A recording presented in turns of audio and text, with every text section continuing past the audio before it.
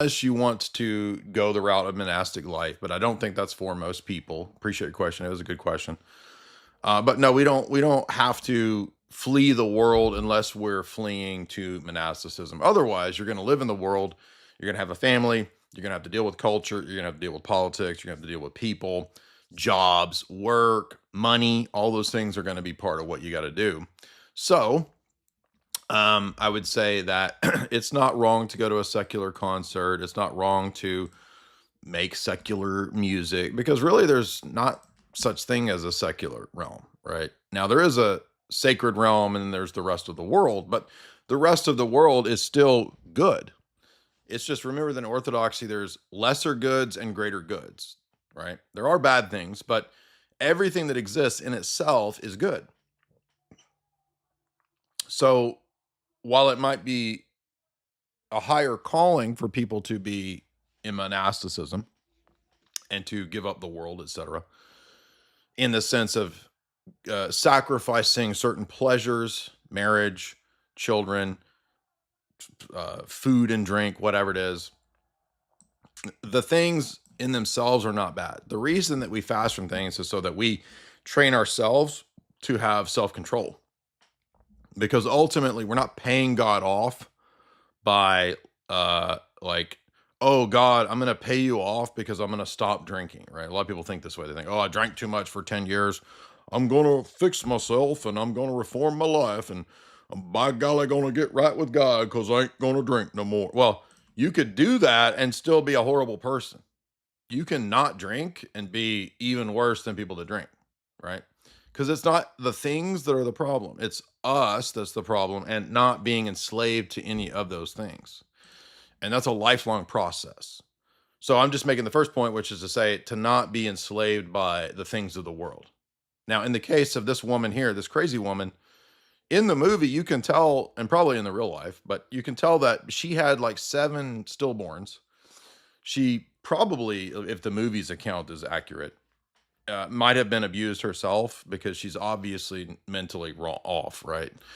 And both her and her brother seem to have probably suffered some kind of sexual abuse or something. So this kind of prepared the way for these to be broken people.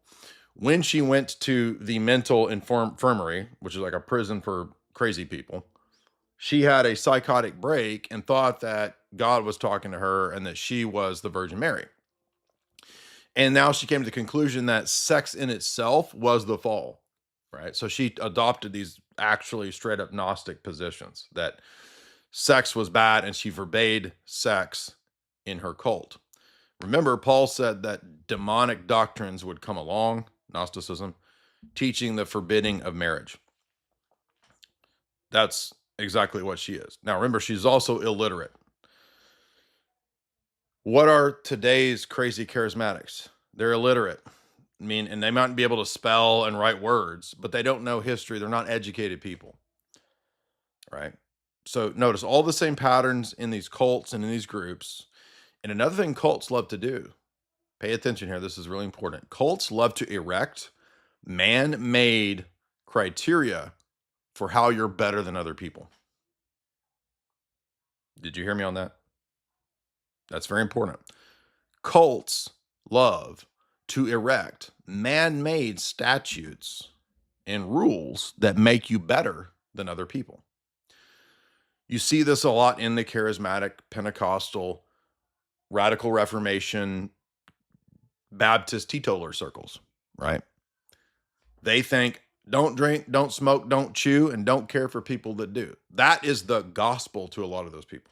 They think that religion is these external checklist of like 5 consumable goods that you don't participate in. It's totally preposterous, but that attracts a lot of people because it's very easy to not do a few things and then think I'm better than everyone, hate everyone, and feel like I'm some chosen elite group. And cults love this. That's what they thrive on. And these are cults. These are groups that do the same thing. And so we don't want to have that type of an attitude. I'm not just talking about being a Pharisee. Everybody thinks a Pharisee is somebody who's like rigorous or something like no. Pharisees would do the very thing I'm saying. They would erect man-made standards so that they could see themselves as better than everyone else. People think, oh, Pharisees are people who debate doctrine. That's not what a Pharisee is. A Pharisee is a person who uses the law, misuses the law, to use minutia to make themselves feel better than other people. Remember the Pharisee on the publican, Pharisee and publican Sunday? What's the whole message of that Sunday in Orthodoxy? I thank you, God, that I'm not like the rest of these people. Don't drink, don't chew, don't smoke, and don't like those that do.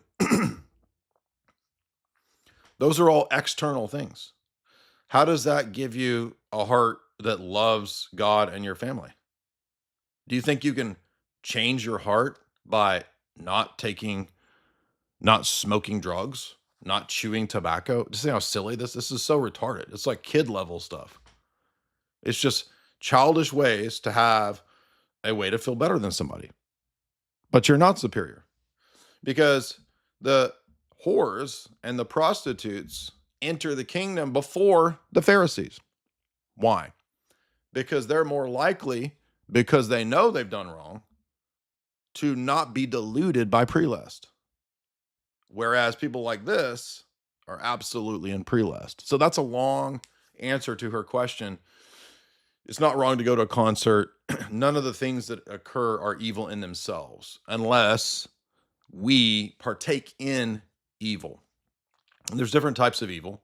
Like there's sins of omission, sins of commission. Yeah, sure. But it's not wrong to go to a concert. And, if you're at a concert and it turns into like some kind of like a satanic thing, you might want to leave that. But I mean, yeah, you're not going to be able to get away from bosses, coworkers, people that will hate and mock and revile your religion.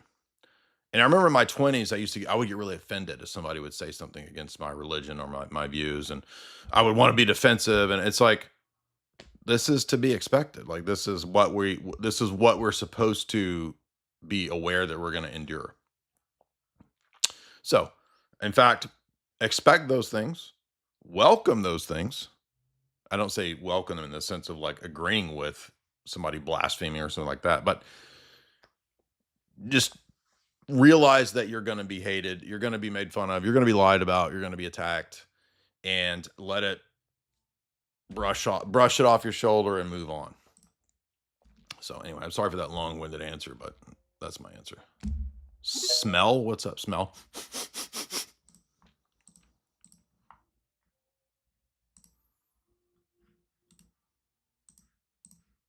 Unmute. Smell, do you want to unmute? Okay. Teddy Roosevelt. We got damn dead presidents up in here. Teddy, unmute. Teddy, unmute.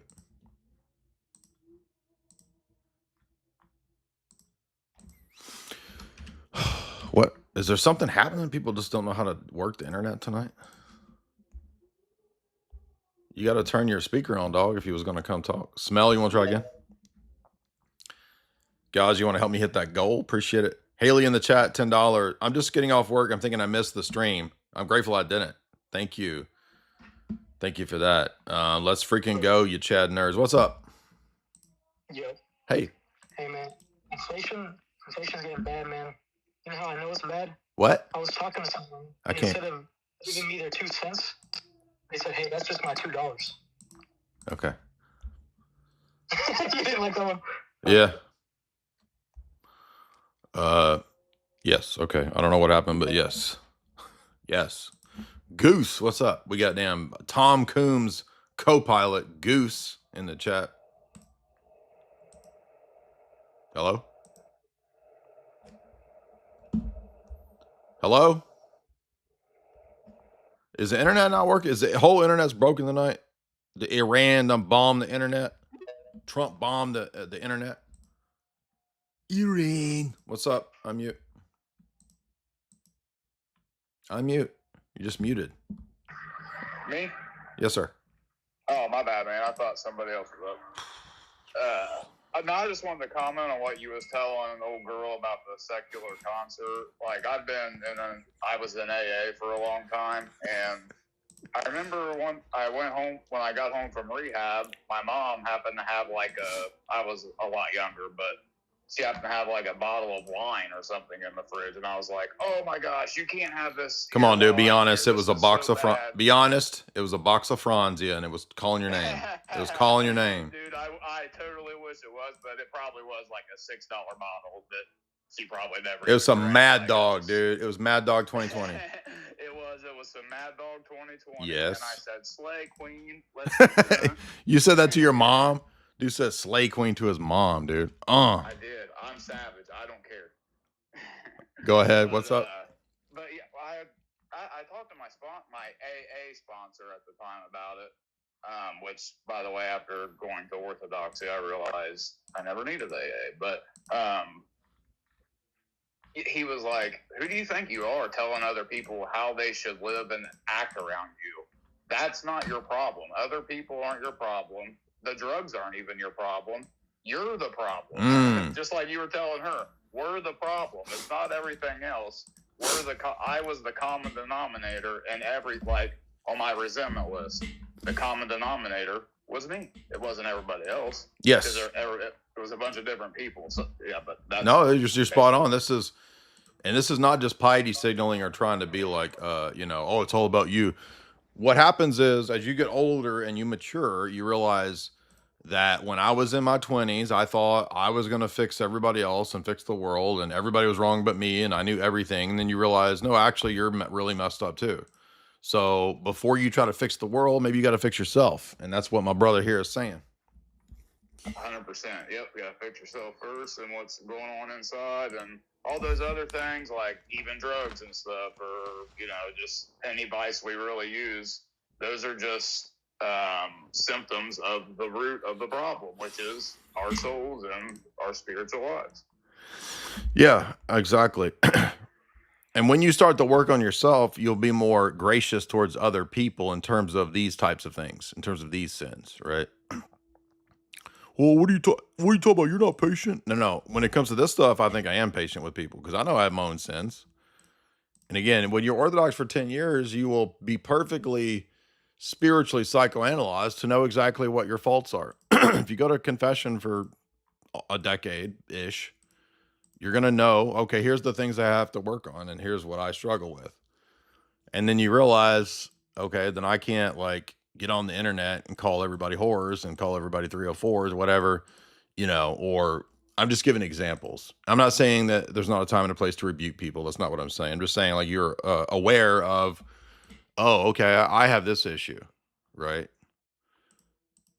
And by the way, the first thing I ever drank was Mad Dog 2020. That nasty ass banana, strawberry banana. I don't know. Do they still make that? Electric melon. Ugh. So my buddy who passed away last year, right? He bought a jug of a damn 2020 strawberry banana. And I remember trying to play basketball, and I was like, man, I can't even shoot when I'm on this drug. I was missing 3-pointers. That was the first time I ever drank, was nasty ass Mad Dog. So little bit of quiz question there right there with me. See what I'm saying about the allergies is why I'm sneezing. Shows you I'm not lying to you. Sneezing. Oh. Drunken Surfer, you want to try again, dog? Welcome everybody to The Limit.